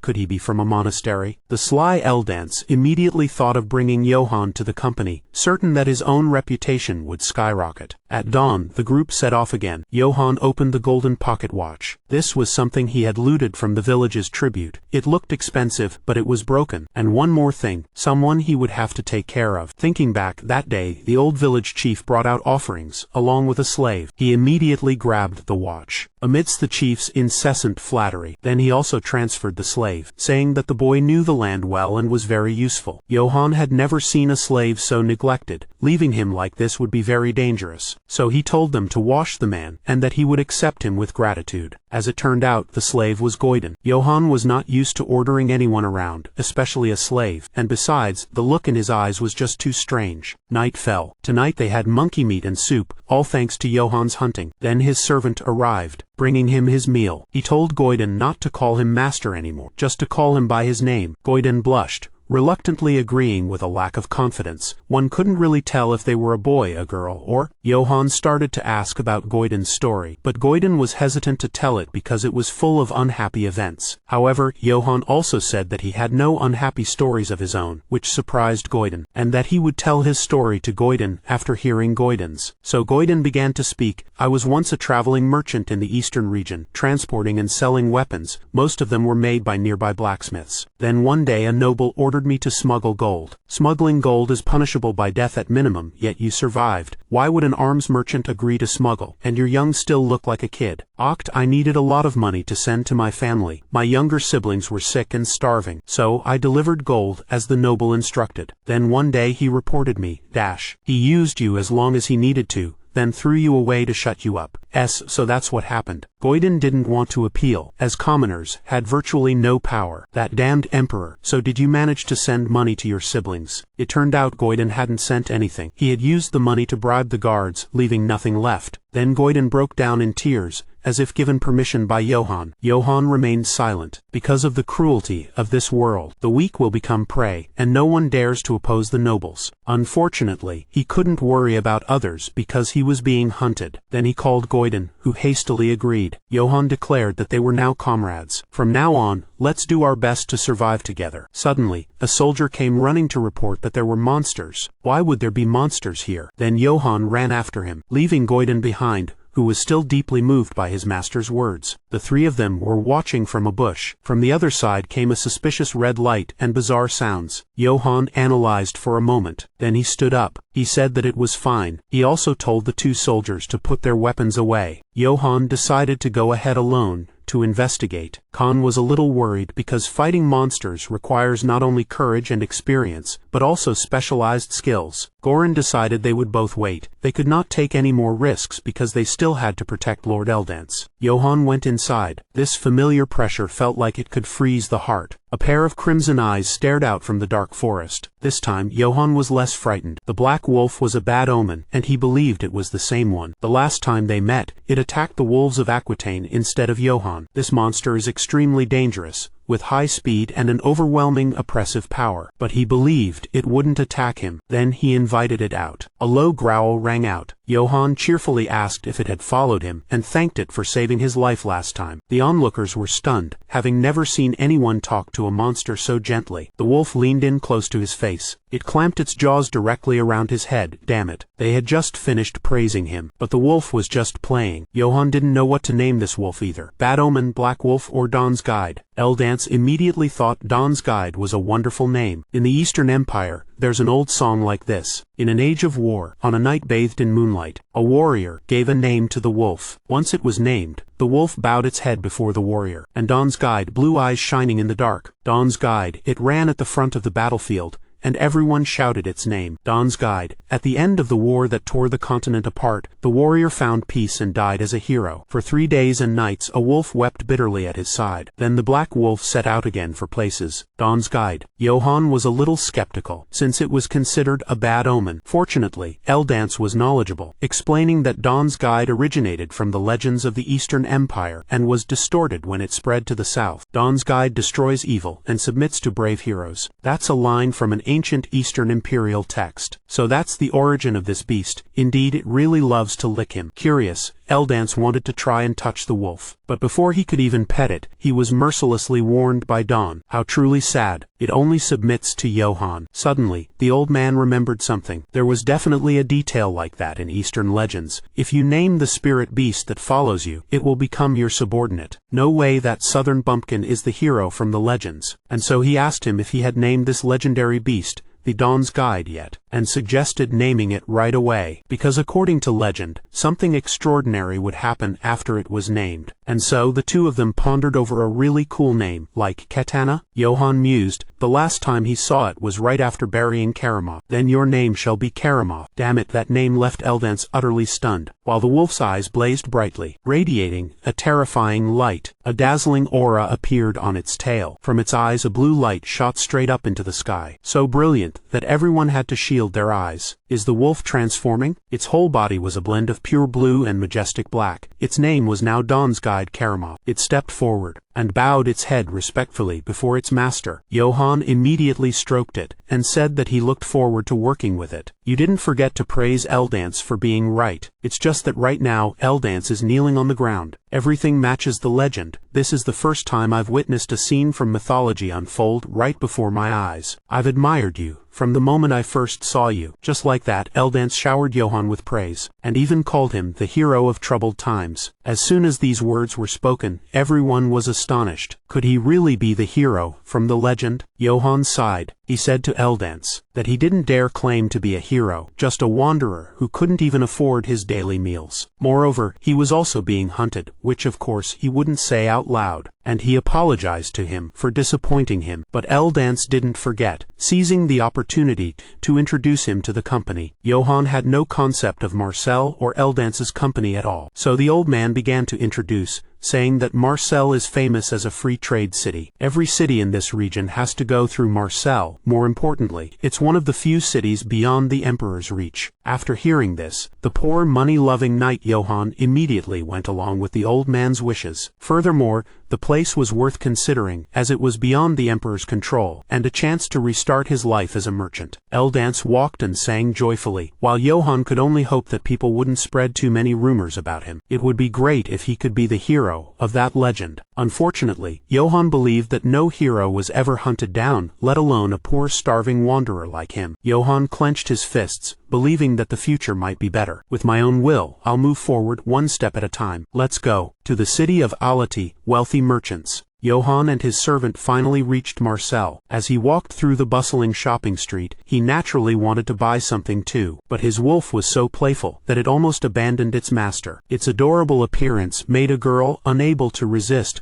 coming over to pet it. Johann had forgotten this. On the night before they entered the city, he had named it Karamov, and told it to wait outside the city, because if a body like this were to enter, it would surely cause chaos. But the ugly Karamov disagreed. It let out a growl, and then its whole body began to transform. In Johann's stunned gaze, the mighty Karamov turned into a useless little puppy, barking its head off, as expected of a sacred beast to possess such an ability as well. Goiden immediately seized the opportunity to rush over and scoop up the puppy, and just like that, Johann's worries were resolved. Not only that, Karamov's unique appearance drew a crowd from the street, who gathered to look on in amazement. Suddenly, Goiden made a suggestion that Goiden wanted a large bag to carry Johann's luggage and other equipment. After all, he had once been a merchant. However, the impoverished Johann emptied his pockets to find only 4 silver coins, wondering if he could buy anything with them. Goiden only took 1 coin, and declared that Goiden would manage with just this 1 silver coin. This statement made the stingy Johann burst out laughing. He also didn't forget to tell Goiden not to try too hard. But just a moment later, a solidly packed bag was thrown down in front of Johann. What the? Johann couldn't believe Goiden had actually done it. He now had a new tactical hip pouch, and a large backpack for Goiden to manage, making item storage much more convenient and efficient. As for the completely broken helmet, Goiden used his incredible negotiation skills to sell it for a very high price, and even got a free mace thrown in. Now, Johann no longer had to swing around the seal reclaimer. In addition, there was vinegar and oil to maintain their equipment, and even after buying all other supplies, he received a few copper coins back in change. The financial summary: from 4 silver, spent 1, earned 9, leaving a total of 12 silver and 10 copper. Johann was clearly getting richer. Johann immediately remembered the treasure he had hidden in the forest, and his heart skipped a beat, wondering how much it would sell for. No matter what happened, Johann would come back to dig that place up someday. He then turned to praise Goiden's talent for business. Goiden blushed, saying that he also missed that life of a merchant. Unfortunately, he later became a slave and had to live through terrible days. For Goiden, meeting Johann was a blessing of freedom and being able to do what he loved. Goiden was grateful for that,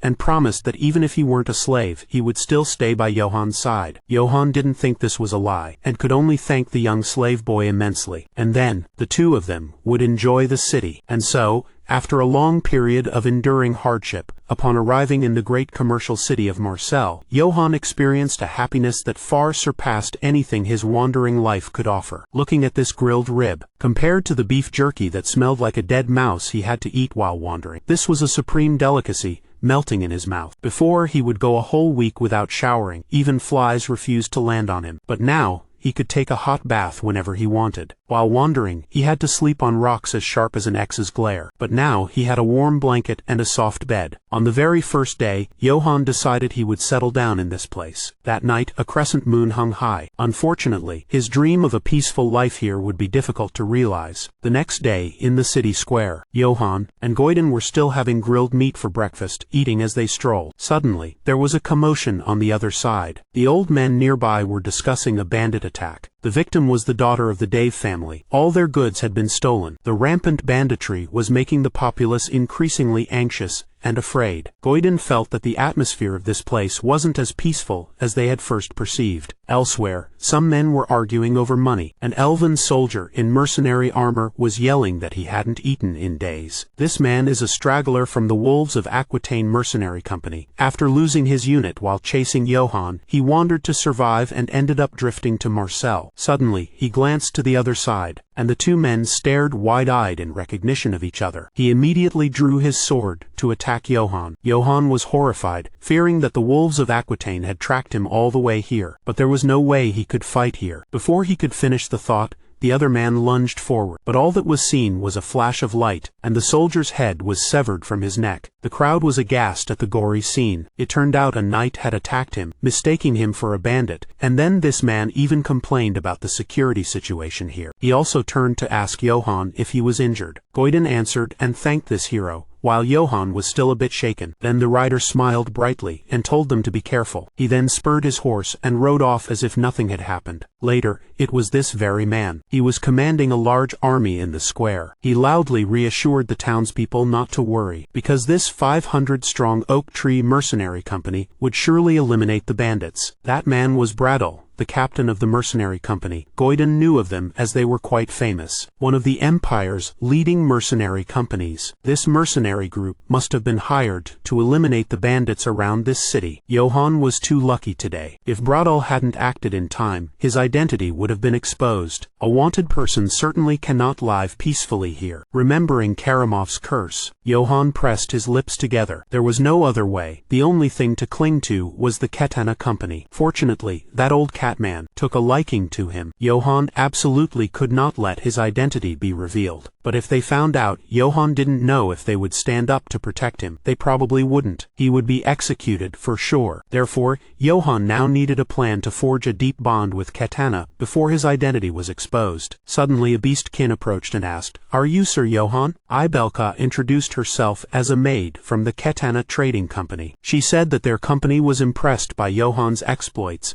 and wished to establish a relationship, and they wanted to invite him to their headquarters right away. At Katana Company, Marcel branch, Karamov and Goiden were playing outside, while Johann was inside. No matter how many job interviews he had gone to, Johann was always nervous. This was the biggest life-changing opportunity he had ever had. Then someone entered and spoke first. This person introduced herself as Ion Ki, the manager of this branch. Flustered by the cat girl, Johann could only awkwardly introduce himself as Johann from the Yates family. Then the cat girl invited him for tea. The tea they offered Johann was a premium Mediterranean variety. He hoped it was to Johann's liking. Of course, it was, but Johann immediately realized it tasted like coffee. So Johann praised its wonderful aroma, adding that it was made from roasted beans. This surprised Ki a little, who now thought of him as a connoisseur. Now, they would get down to business. But when Ki said they knew why Johann was here, it nearly made him choke. This poor unemployed man had a guilty conscience, once again thinking they had discovered his true identity. Ki's expression turned serious. He asked if it was because Johann was harboring a great ambition. Damn it, and here Johann thought. Turns out, she had heard from Eldance that the young nobleman always protects the innocent and shows mercy to surrendered enemies. Clearly, for such a person to come to Marcel, it could only be to save this city from the rampaging bandits. My God, Johann covered his face and admitted that Ki had seen right through his heart. Ki saw it as a noble quality, a wonderful ambition. But a merchant assassin like Ki lowered her voice, whispering into his ear that this company was willing to sponsor worthy individuals. Johann immediately smelled an opportunity and the clinking sound of gold coins. Ki even wanted to introduce Johann to the consul of Marcel, which startled him a bit. That position was equivalent to a mayor. If he allied himself with the mayor as well,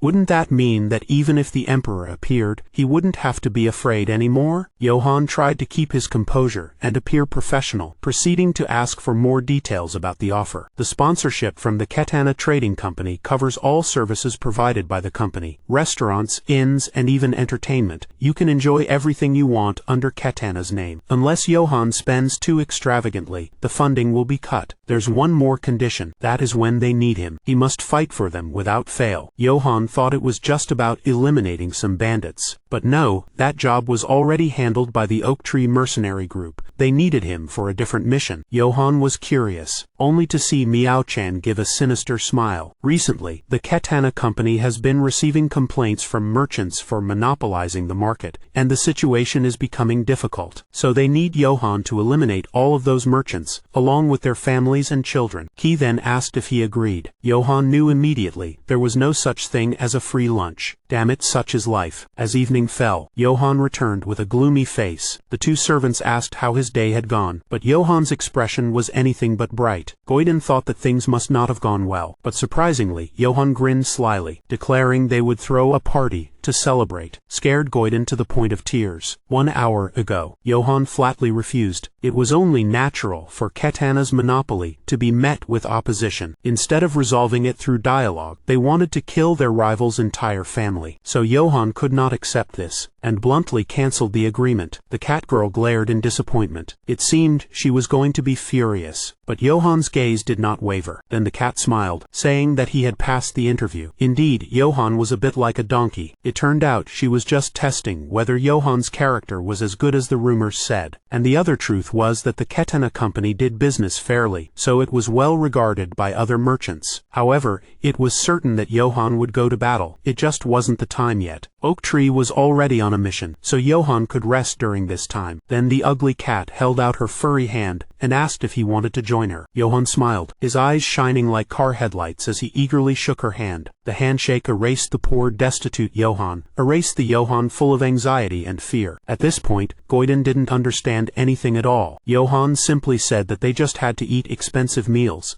and the Katana Company would pay, because he had now received sponsorship from the company. Goiden immediately beamed and congratulated his master. It seemed that things had started to go much more smoothly. As long as those bandits were dealt with, peace would return to this place. Happiness was near. It was time to enjoy it without a care. But after taking just a few steps, he heard a commotion. Over on the other side, someone lay dead, reeking of a foul stench. Several people nearby had gathered around. What the heck is going on? Why are their bodies lying here? Just then, Gorin also came over and called out to him. Gorin said that the bandits have been getting too rampant lately, murdering merchants and their families, and then dumping their bodies like this. He then heard the sound of cursing. The people were clearly frustrated, because the city's poor security situation was not being addressed. While an old man said that there were rumors the emperor was inciting the bandits, so the crowd started to argue. Some believed in the emperor, while others thought the old man was senile. The ignorant crowd, with no one willing to yield, just kept making a clamor. Johann was furious, feeling as if someone was kicking over his rice bowl. And what have those Oak Tree people done? At the Katana branch, Ki had also just learned about the bodies sent by the bandits. She didn't understand how Oak Tree operated, but there was another problem. They had lost all contact with Oak Tree, a statement that left Ki stunned. Yesterday, they had even found the bodies of the messengers in a horrifying condition. Ki was silent. She wondered if the mighty Oak Tree mercenary group had actually been defeated by the bandits. Then, Ki slammed the table angrily, commanding the maid to quickly summon the seer from the Ifael River. They needed to know if Oak Tree had truly been defeated. At the Ifael River, the old wizard is working by touching the water. Then he proclaims that searching for Oak Tree is futile. This man killed the emperor's hound and fled. Now he is trying to hide in Marcel's coin purse. And of course, things will not go as he plans. At the Marcel branch of Katana, the door opened, and their new guest had arrived. But the sinister aura he brought with him made the cat maid slightly startled. Then she quickly greeted him professionally, and thanked the old prophet for responding to their request. But the old man was furious because the coachman drove too recklessly, making his back hurt as if it were about to break. Before she could even comfort the old man, he yelled at her, demanding to be taken to Ion Ki immediately. The cat maid said that Ki would come himself, but the gruff old man growled, telling her not to make him repeat himself. Left with no other choice, he was finally taken to the reception room. This old man had followed the call of the river Ifayel. It wanted him to meet that young man. That's right, it's him. He was marveling that he could finally meet the consul of Marseille. If he could successfully befriend this person, then his future life would be much less worrisome. He was curious about what kind of person this guy was. But suddenly Karamov became wary, because before it now was that old man, and he even proclaimed that the name was unworthy of a divine beast. Of course, Johann also felt that something was amiss. How could he know that Karamov was a divine beast? Johann then asked who he was. The old man said that he was Suet, the sage of the Ifayel River. Johann had never seen a sage before. The old man then suggested that it was like a sorcerer. Indeed, this world was full of magic. Johann felt that coming to this city was definitely worth it. Then he immediately rushed toward the old man to express his admiration. The old man blushed. He had never seen a brat who was so touchy-feely. So he decided to proclaim that it seemed Johann's fate was tied to the emperor. The old man continued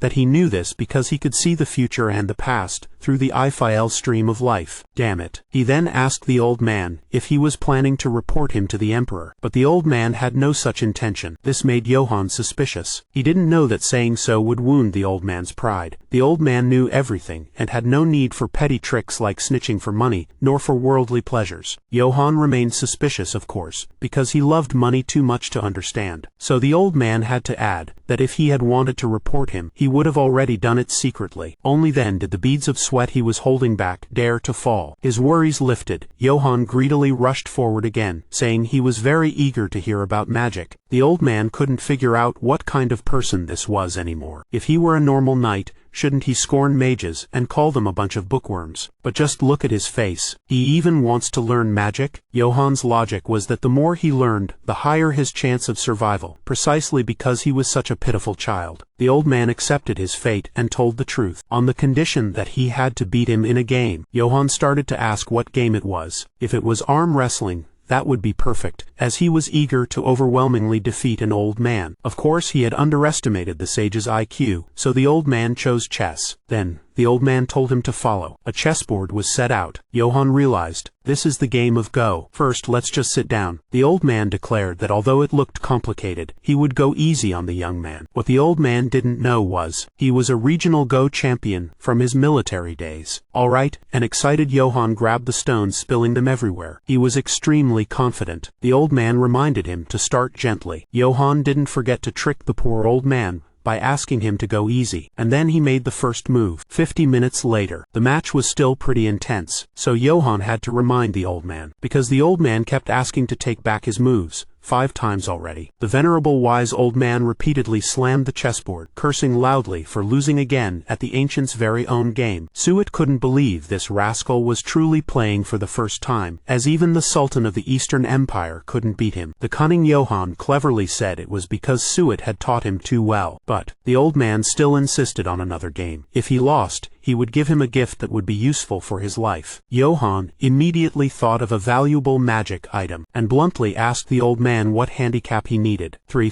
stones. And so the second game began. During the game, the old man was curious why a nobleman would be interested in magic. He didn't hide it, saying that he needed to learn skills to survive while being pursued. But the old man said that he had no combat skills. This made him a little disappointed, and the old man was disappointed too. But there was someone who had once used it for combat. However, the old man wasn't happy at all, because wizardry is a profession of exploring mysteries in nature. Some find it in the wind, some in the fire, and others in the smoke of burning sulfur. Some fool claimed to have found a mystery in the Black Forest. These discovered mysteries are called spirits. Wizards borrow the power of these spirits, and while the spirits lend their power for free, their fickle wills sometimes demand a deadly price, and the old man warned him not to offend those spirits. Indeed, there is no such thing as a free lunch. Perhaps Johann's good fortune was due to his ignorance of magic. Just then, the sound of hurried footsteps rang out. He chided the maid for not informing her sooner that Suet was here, but it was only because he had forbidden her to do so. Then,